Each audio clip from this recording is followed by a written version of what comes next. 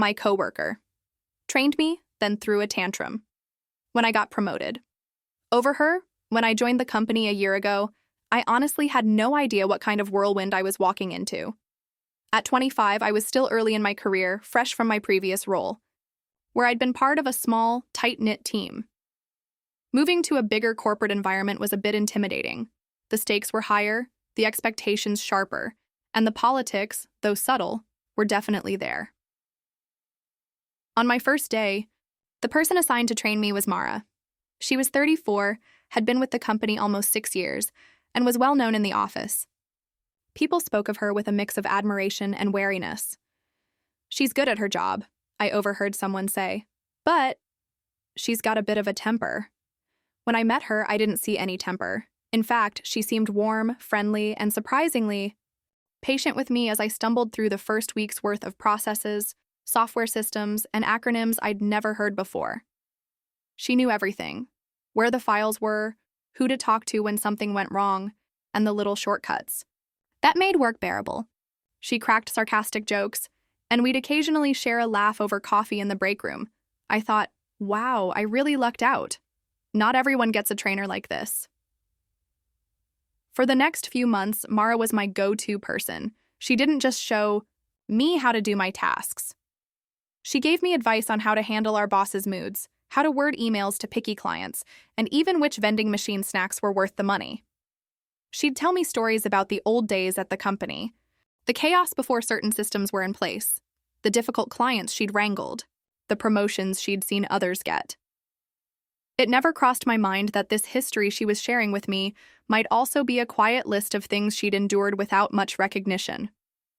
The promotion, about 10 months into my role, I started getting more responsibilities. It wasn't official at first. I was just naturally stepping in whenever something needed handling. A client had an issue? I'd draft the email and coordinate with the team. A deadline was about to be missed. I'd stay late and make sure the files went out. I didn't think of it as gunning for a promotion. I just like things done right, and I hate seeing the team stressed. Our manager must have noticed because one afternoon I got called into his office. He told me I'd been doing a fantastic job, that my leadership was exactly what the team needed, and that they wanted me to step into a team lead position. I was floored. "Are you sure?" I remember asking, feeling equal parts excited and nervous. He laughed. "Yes, we're sure. You've earned it." When I walked out of that office, I had no idea that those words, "you've earned it," were about to become the root of so much tension.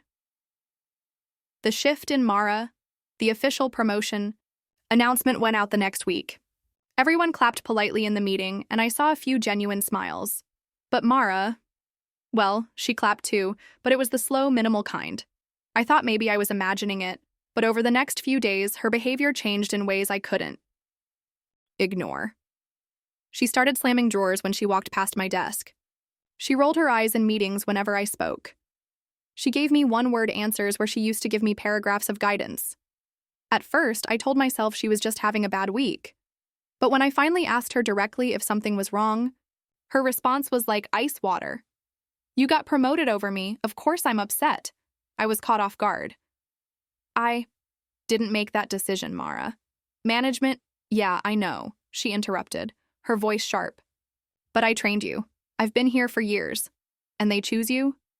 I tried to explain, gently, that our manager based it on performance, and that I'd been consistently leading projects and managing high-profile clients. But her face told me none of that mattered. Public undermining, it didn't stop at cold shoulders and drawer slamming.